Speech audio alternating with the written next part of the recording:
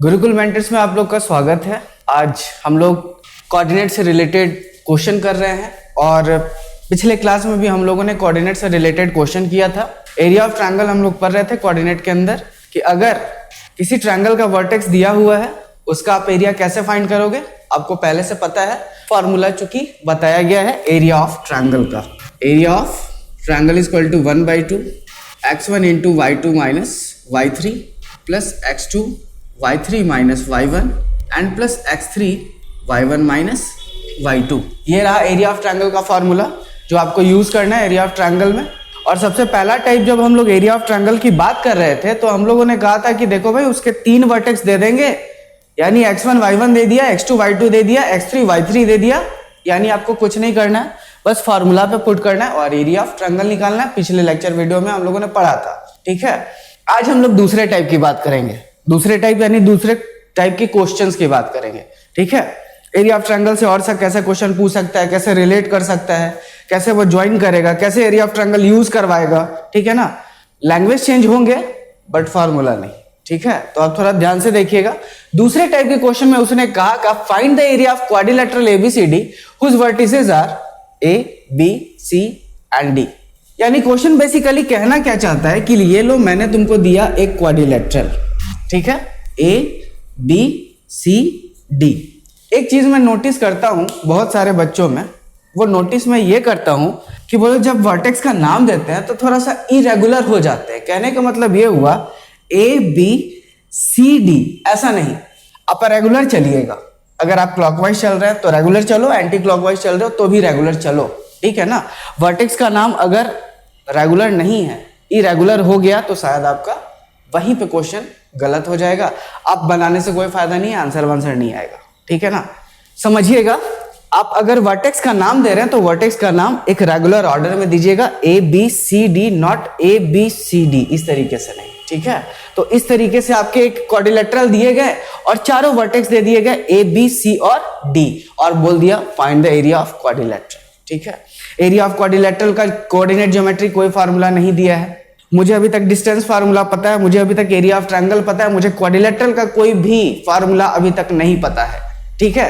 तो क्वाड्रिलेटरल का फार्मूला जब नहीं पता है तो उसको बनाएंगे कैसे? तो एरिया ऑफ ट्रायंगल को बेस मान के बनाएंगे। एरिया ऑफ ट्रायंगल हमारा बेस हुआ, एक शेप है ट्रायंगल और एक शेप है क्वाड्रिलेटरल, ठीक है ना। हम लोग एरिया ऑफ ट्रायंगल के फार्मूले के मेथड से ही हम लोग सॉल्व करेंगे एरिया ऑफ क्वाड्रिलेटरल। हम लोग को कुछ करना नहीं है, एक डायगोनल लेना है, ठीक है। जैसे मैंने एक डायगोनल लिया AC, ठीक है। थोड़ी सी लाइन तिरछी हो गई, इसको मैं सीधा कर दूं, ठीक है। ये हो गया आपका diagonal, the line which connect to opposite vertices, vertex. दो अपोजिट वर्टेक्स को ज्वाइन करने वाला लाइन क्या कहलाता है? डायगोनल, ठीक है।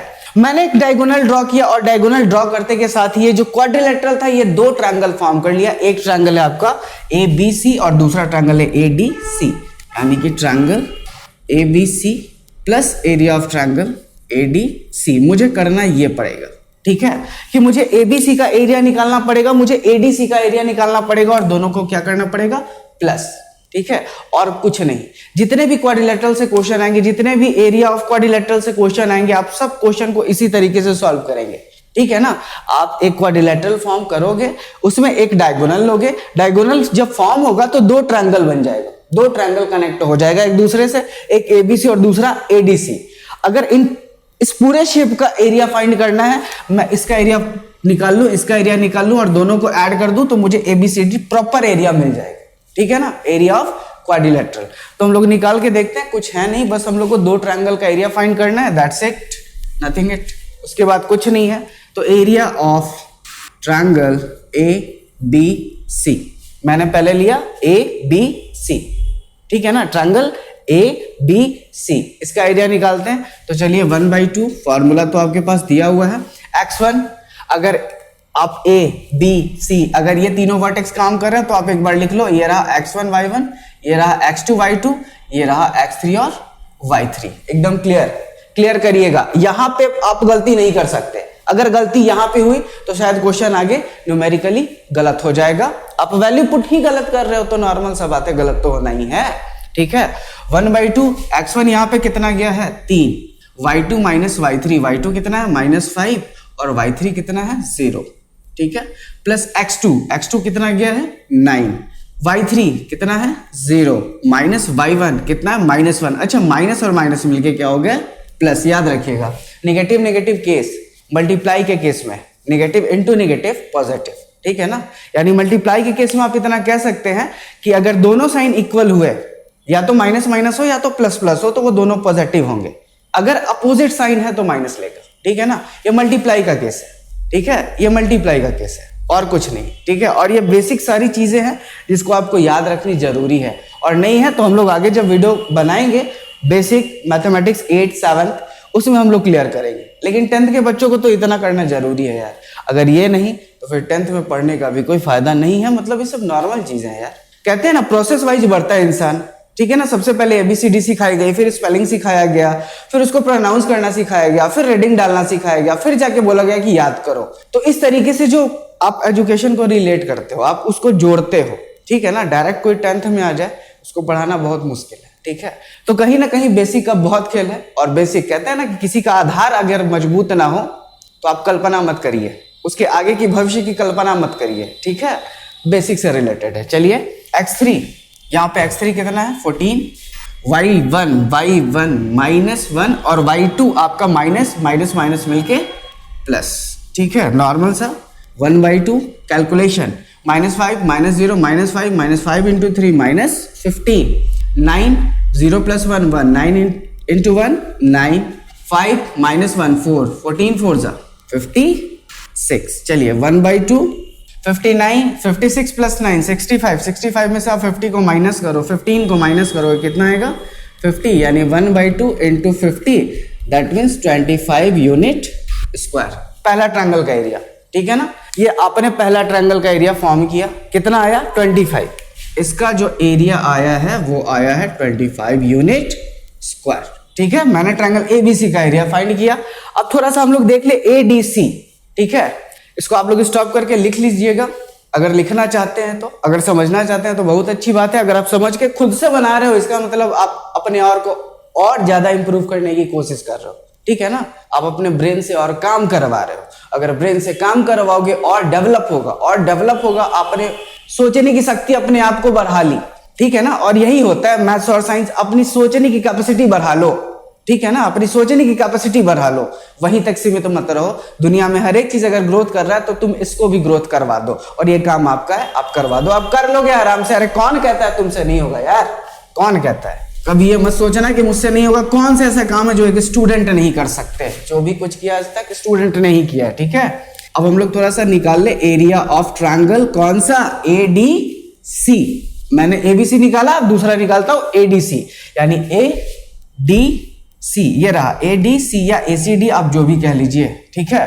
तो चलिए मैं पहले यहां से x1 x2 y2 हटा दूं और डालूं A पर x1 y1, इसको मान लेता हूं x2 y2 और इसको मान लेता हूं x3 और y3। बार बार कह रहा हूं कोऑर्डिनेट के वैल्यू पुटिंग में गलती नहीं होनी चाहिए। अगर वैल्यू गलती हो रही है पुटिंग करने में, सॉल्यूशन वहीं पे गलत, ठीक है ना। आप आंसर लाने का ख्वाब छोड़ देना, ठीक है।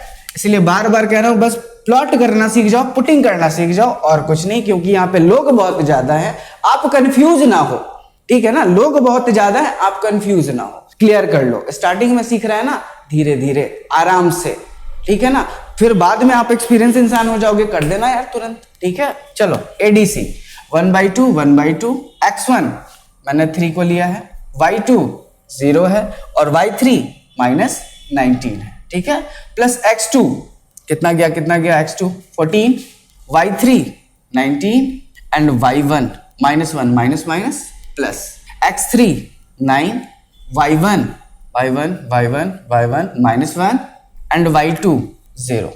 ये रहा फॉर्मूला, मैंने पुट कर दिया न्यूमेरिक वैल्यू को। अब आराम से मैं कैलकुलेट कर लूं, 19 3 जा 57, ठीक है, प्लस 19 और 1 20 इंटू 14 280, प्लस 9 1 जा 9, ये पॉजिटिव नहीं होगा, ये हो जाएगा नेगेटिव। तो चलिए 1/2 9 और 57 को अगर आप ऐड कर लोगे तो कितना हो जाएगा 66, और 280 में से अगर आप 66 माइनस करोगे तो 214, ठीक है।